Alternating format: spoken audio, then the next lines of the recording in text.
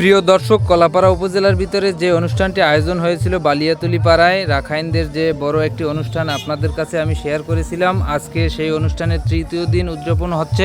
আমরা সর্বদক্ষিণ টিম ইতিমধ্যে সেখানে উপস্থিত হয়েছি, অনেক ব্যস্ততার ভিতরেও। যাই হোক, আপনাদেরকে কিছুটা বিষয় তুলে ধরার জন্য আপনারা ইতিমধ্যে লক্ষ্য করতে পারছেন উৎসুক জনতার ভিড়ের মধ্য দিয়ে তাদের সেই অনুষ্ঠানটি উদযাপিত হচ্ছে। মানে এত পরিমাণ মানুষের ভিড়, এরকম মানুষের ভিড় খুবই কম দেখা যায় যে কোনো অনুষ্ঠানে। যাই হোক, এই অনুষ্ঠানটা বিশেষ করে আনকমন একটা অনুষ্ঠান। রাখাইনদের অনুষ্ঠান আমাদের এইসব অঞ্চলে বেশিরভাগ দেখা যায় না, যার কারণে মানুষের ভিড়টা বেশি লক্ষ্য করা যাচ্ছে। তবে একটা বিষয় বুঝতে পারলাম, বেশিরভাগ মানুষই নিজে দেখার চাইতে ভিডিও ধারণ করার চেষ্টাটাই বেশি করে যাচ্ছে। এখানে অনেক স্থান থেকে বিভিন্ন কন্টেন্ট ক্রিয়েটারও আসছে যারা ভিডিওগুলো ধারণ করছে। যাই হোক, সেই বিষয়ে পরে বলি, কিন্তু এই অনুষ্ঠানটা কীভাবে উদযাপন হচ্ছে সেই বিষয়ে যদি আপনাদেরকে জানাতে চাই, তাহলে আপনারা তো দেখতেই পাচ্ছেন এখানে যে রকেট বোমের মাধ্যমে তার অন্ত্যেষ্টিক্রিয়ার যে তাকে পোড়ানোর যে ধাপটি তারা শুরু করেছেন। রকেট বোমের মাধ্যমে তারা একটু দূরে রকেট বোমগুলো রেখে মানে তারা আগুনগুলো জ্বালিয়ে দিচ্ছে, সেগুলো এটার ভিতরে এসে। যদি আপনাদেরকে বিষয়টা বুঝিয়ে বলতে চাই, তারা প্রায় 100 মিটার দূরে থেকে তারা এই যে বারুদগুলো জ্বালিয়ে দিচ্ছে, রকেট বোমগুলো জ্বালিয়ে দিচ্ছে, সেগুলো এই যে তার যে মঞ্চটার ভিতরে এসে খুব জোরে জোরে ফুটতে আছে। মানে এর মাধ্যমে তারা আগুনটা জ্বালাইবে, তারা যে নিজে হাতে এসে আগুনটা জ্বালাইবে তেমনটা না। মানে ওই যে রকেট বোমের মাধ্যমে তারা এটার ভিতরে আগুন জ্বালাইবে, তারপরে এটা পুড়ে যাবে।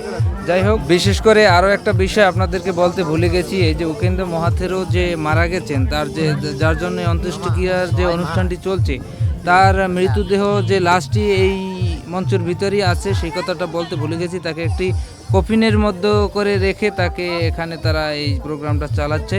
যাই হোক, শেষ পর্যায়ে কিন্তু এই যে এইটা দেখতে পাচ্ছেন, এটা পুরোটাই জ্বালিয়ে দেওয়া হবে। আপনারা সঙ্গেই থাকুন। আর বিশেষ করে এই অনুষ্ঠানে এসে দেখা হয়ে যায় কিছু বড় ভাইদের সাথে, আপনারা দেখুন। প্রিয় দর্শক, এখন আপনারা দেখতে পাচ্ছেন আমাদের সামনে সেই অন্নদান, আমাদের কলাপাড়ার সেই প্রিয় বড় ভাই, সে এখন পুরো ব্যস্ত আছে ভিডিও ধারণের জন্য। অন্নদান তিনি তো আমাদেরকে অনেক সুন্দর সুন্দর ভিডিও দিয়ে থাকেন। আপনারা যারা সর্বদক্ষিণের সাথে যুক্ত থাকেন, অবশ্যই আমাদের প্রিয় ভাই ভাইয়া ভাই একটু কথা যে আপনার নামটা কি? আপনার নাম হচ্ছে মুজাম্মেল হক মিন্টু, পেজ নাম হচ্ছে অন্নদান। তো আমাদের এলাকার ভিতরে আমাদের প্রিয় এই যে বড় ভাই আলামিন ভাই আছে। যাই হোক, আজকে কালাবাইও আছে, আমার কালা ভাই আমি খেয়াল করিনি, পাশে আছে খেয়াল করিনি। যাই হোক, আমাদের এলাকার যে কন্টেন্ট ক্রিয়েটার আছে সবাই এখানে উপস্থিত আছে, এসে দেখতে পারলাম। যাই হোক, কন্টেন্ট ক্রিয়েটার কি আমাকেও বড় ভাই, জি আমাদের অসংখ্য ধন্যবাদ। কারণ ভালো লাগে তখনই যখন ভালোবাসার মানুষগুলো কাছে আসে। অবশ্যই শুভকামনা থাকবে আপনাদের পেজের জন্য। জি, আর বিশেষ করে আমাদের প্রিয় ভাই বড় ভাই কালা ভাই, সে আমাদের এই অনুষ্ঠানে আসতে আমরা জানতে পারিনি, এখানে এসে জানতে পারলাম। ধন্যবাদ ভাই আপনাদের, বিশেষ করে আপনাদের সাথে দেখা করে খুবই ভালো লাগতেছে। ভাই আসছেন কখন? আসছেন সকালবেলা ভাই। জি, ঠিক আছে ভাইয়া।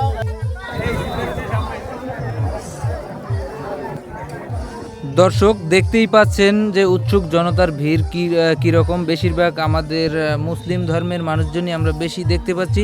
যাই হোক, আমি আমার স্থান থেকে মনে করি বেশিরভাগ মানুষ এখানে আসছে রাখাইন ধর্ম প্লাস মুসলিম ধর্ম, যে কোনো ধর্ম হোক, মানুষ জাস্টিফাই করার জন্যই সবসময় চেষ্টা করে যে তার ধর্ম কীরকম, আমার ধর্ম কীরকম।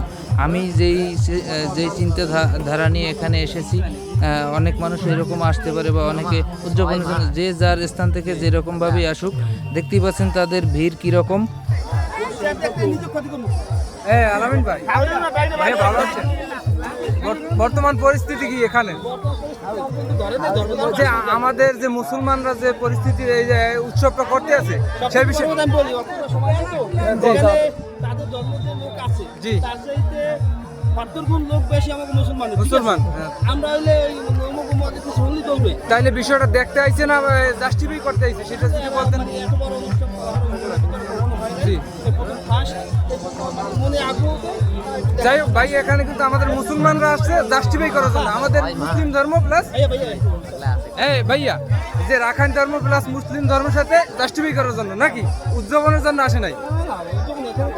এটাই, ধন্যবাদ ভাই আপনাকে।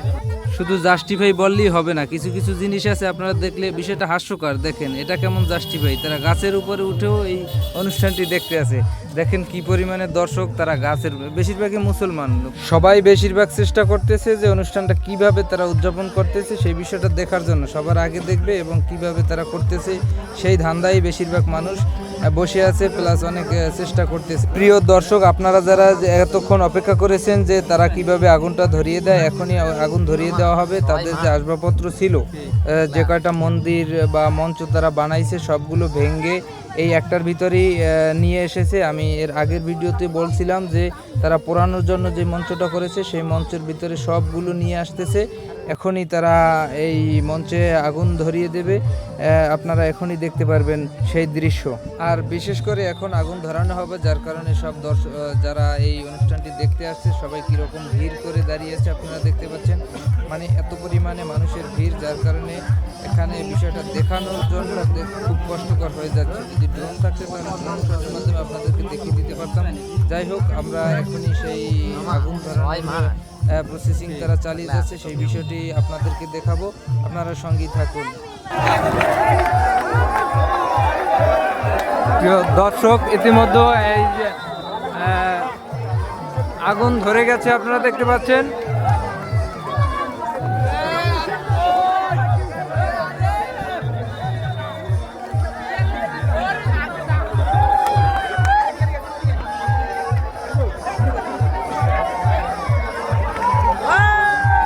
শেষ পর্যন্ত আগুন ধরেই গেছে, আপনারা দেখতে পাচ্ছেন যে তার এই যে উকিন্দা মহাথেরোর যে শেষ দেহাবশেষ আগুনের মাধ্যমে তারা জ্বালিয়ে দিল, আপনারা দেখতে পাচ্ছেন। প্রিয় দর্শক, এইটার ভিতরেই সেই উকিন্দা মহাথেরোর লাশ আছে।